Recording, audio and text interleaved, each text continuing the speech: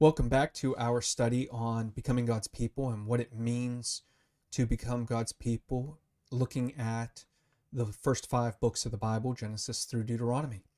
This week, a little bit of background information for the next reflection, which is in the tail end of Exodus chapter 4. Said last week that Moses was on the mountain. We call this mountain Sinai, although in Exodus 3 it's called Horeb. A lot could be said there, but we're just going to kind of glance over it this week. Go back to the last week's video if you want to watch that. But Moses is on the mountain. He's giving his objections to God. Why can't you send somebody else in my place? Why is it that I am going to the Egyptians to liberate the people of Israel? And we said last week in the reflection that the first 2 of these objections, we kind of highlighted the second of these objections, who is God. But the first 2 are really pretty valid. Who am I that you're sending me, and who are you that the Israelites would believe me? Who am I? Who is Moses that you're going to send me? And who are you, God, that the Israelites would believe me and Pharaoh would believe me? And these are very kind of valid objections. Think about it from Moses' perspective. He's been in the land of Egypt his entire life. The first 30 plus 40 years of his life, he's been in Egypt. There's a myriad of deities there. He knows of just hundreds, at least scores of deities that exist in the minds of the people of Israel, Egypt, Midian, Canaan, south of Egypt into what they call Cush, all the way over to the Babylonians and the Assyrians. Moses is aware of these cultures and aware of the fact that they have other deities, and many of them he probably could name. So he knows that there's a plethora of deities.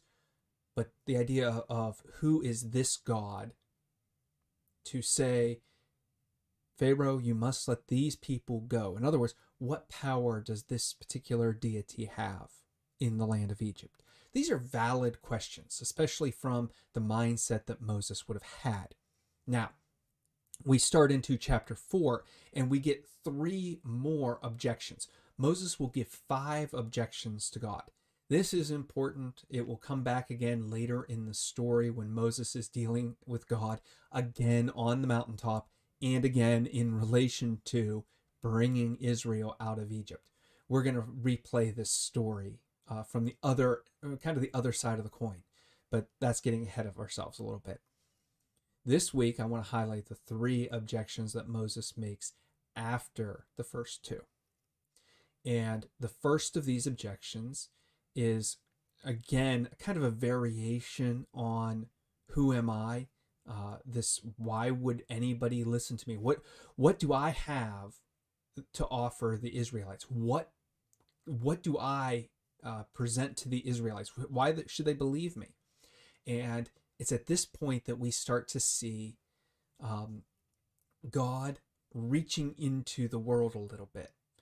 God tells Moses, throw your rod down on the ground, and it becomes a snake. Now, this is we're going to see later, a fairly common trick. Might not be the right word, but I'm going to use it, trick for the Egyptian magicians. This is something that they do.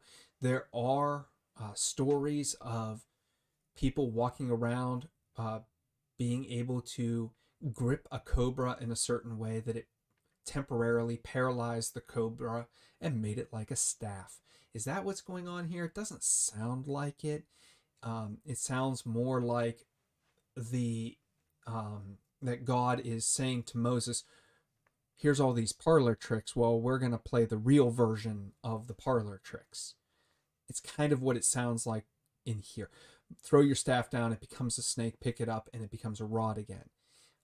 God is playing on the expectations and the tricks of the magicians.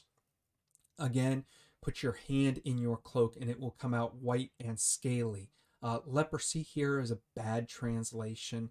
It's not that Moses' hand became leprous. It's not about the particular disease. It's more about the symptom. his hand became white and scaly, in some way pestilent. But these are not just parlor tricks, and they're not just signs of God being with Moses. These are symbols to Moses that, hey, when I go with you, you're going to be able to perform these same signs in Egypt. We're going to see them later as the plagues that come upon Egypt when Pharaoh refuses to let Israel go. But these plagues are signs of God's power. These little signs are telling Moses, I have power and authority to act in a way that the Egyptians will recognize as dominating their gods. All of the signs that Moses is given from this point forward are in direct confrontation to central, core Egyptian beliefs about who they are and who their gods are. Everything that Moses is going to do here, from the time he drops his staff for the first time all the way through to the death of the firstborn, are about showing the Egyptians that their entire worldview is built on a lie. They think they have power. They think their gods have power. They think they have control. They think their gods have control. And everything is about saying, no, you don't. So, right here, why should the Israelites believe that God sent Moses? Well, because Moses has the power to do what the Egyptian gods should be able to, and has that power at his command, and is more powerful than the Egyptian magicians. Now, this is wonderful. We all love miracles. It's very easy to get excited about a work of power coming down on you. And so we like these power plays because, well, number one, it reminds us who's in control, but also because it just gives us a little bit of that cool factor. The reality is, this is not just God showing off power for power's sake. And we have to remember that. What this is God saying, here is what everyone believes. Here's what everyone in your world believes. Here's everyone in your system believes this specific way. I'm going to work within your structure. I'm going to work within your culture. I'm going to work within your setting. I'm going to work the way you expect me to work in order to show you that there's more to the story than what you understand. In order to show you something even greater, even deeper. This is not simply God just coming along and doing acts of random power. This is God saying, you believe a certain way, you have a certain worldview, you have a certain cultural outlook. I'm going to work with you within that system. That is an amazing gift that we often overlook. We don't think about God coming down into our own mindset, our own worldview, our own culture, and working in very specific ways to point us towards God. We think of God working through miracles because we see these miracles in the Bible. So we think in terms of, oh, when God comes along, the staffs will become cobras. I know nobody really thinks that, but that's the mentality that we have, because we see God working in other cultures through those cultures, and we just interpret it as signs of power instead of God working within our cultural expectations. We expect God to move in a certain way, therefore God does move in a certain way, because God wants us to understand what's going on. And what better way to help us understand than to work within our expectations, our own cultural outlook. And that's part of what's going on here. Moses has made this claim, hey, I don't have the reputation I don't have the known power. I'm not known as a man of God. I'm not known as somebody who speaks for God. How can I prove to the Israelites that I am the person who speaks for God? Well, here, let me show you what they expect. They expect these certain acts of power, so I'm going to display them. Whether or not God is into these kinds of demonstrations, we're not told. Rather, we're simply told God did them. Now, that's important.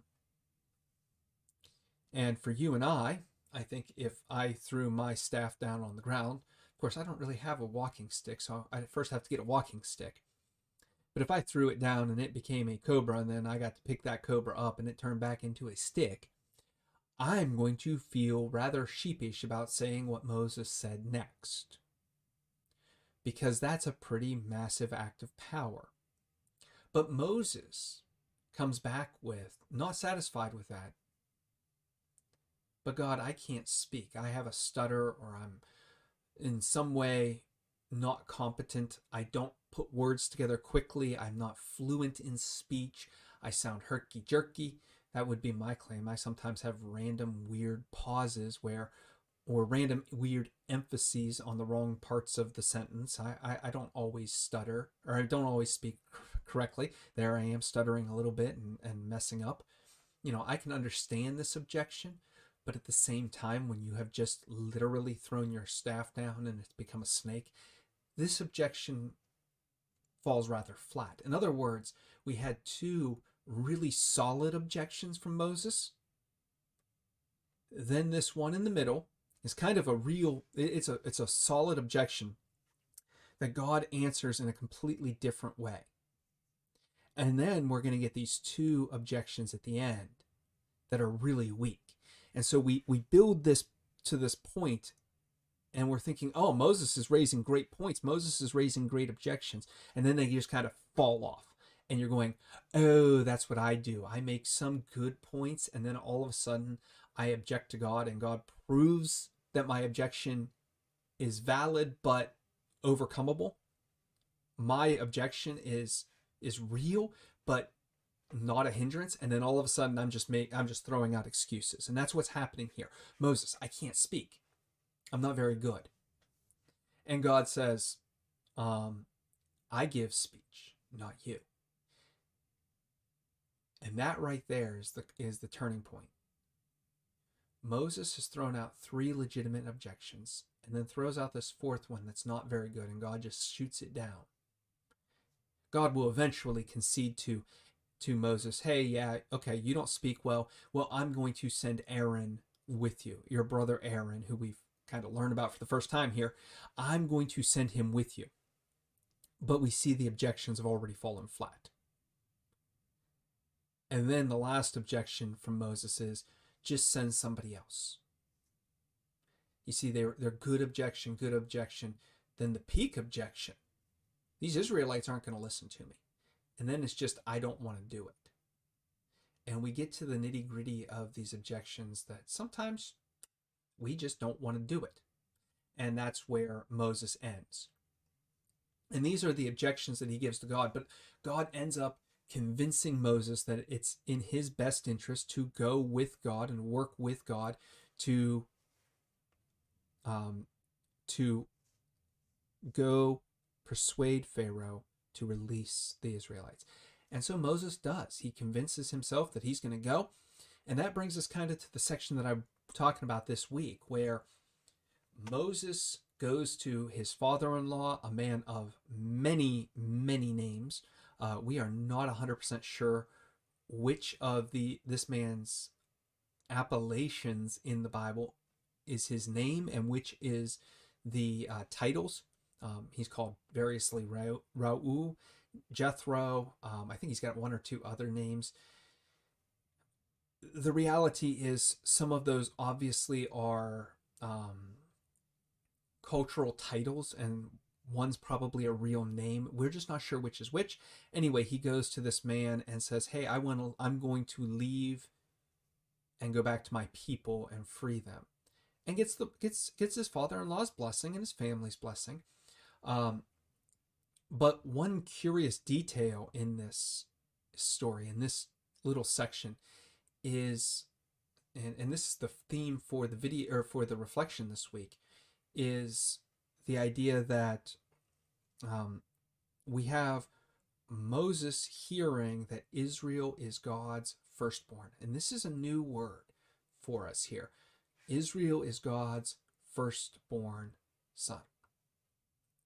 And then in the very next section, the very next paragraph, we get this crazy story of the journey back from Midian to Egypt, where Moses' firstborn son is in danger because he is not circumcised.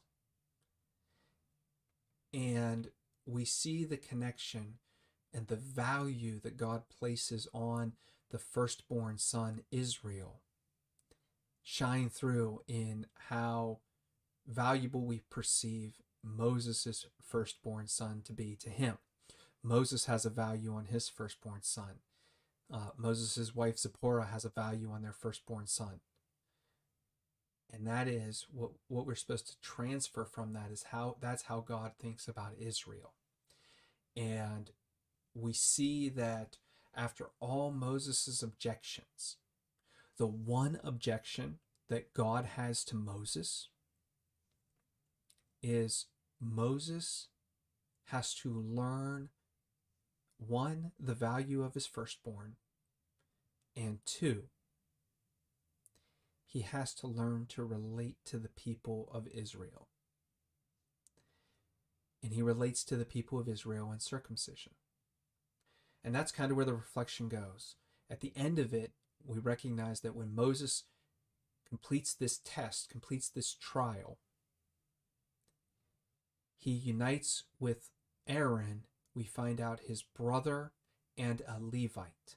Now, we tend to simply associate the tribe of with Levite with being a descendant of the Jacob's son Levi, but there is a reality that the Levites were the leaders of Israel at one point. They were the spiritual leaders of Israel. And so by writing this in there, the author who's, well, or the editor, however you want to put it, the person who is writing this later puts this little tidbit in there that Aaron is a Levite and therefore Moses is. And we are supposed to recognize, oh, now we see that they are part of the house, part of the group that is the spiritual leadership of Israel. And so when Moses begins to connect, well, then he becomes the spiritual leader. And with all of the objections that Moses has made, the good ones and the bad ones, he never stopped to ask himself, have I connected to the people? And that is the one thing that God truly cared about. The objections about, will the people listen to me? Will Pharaoh listen to me? I can't speak. All these other things, they fall flat because God is going to do the work. The one thing that Moses had to worry about was connecting to the people. And so that's where we're going to leave it this week. I hope you're enjoying this series. As always, if you have questions or comments, feel free to leave them. Get in touch with me. I'd love to hear from people about these videos and see how they're impacting your life, whether or not you're appreciating them. I hope you are. If there's any specific questions, again, just give me a contact and I will try to answer them. And until we meet again, God bless.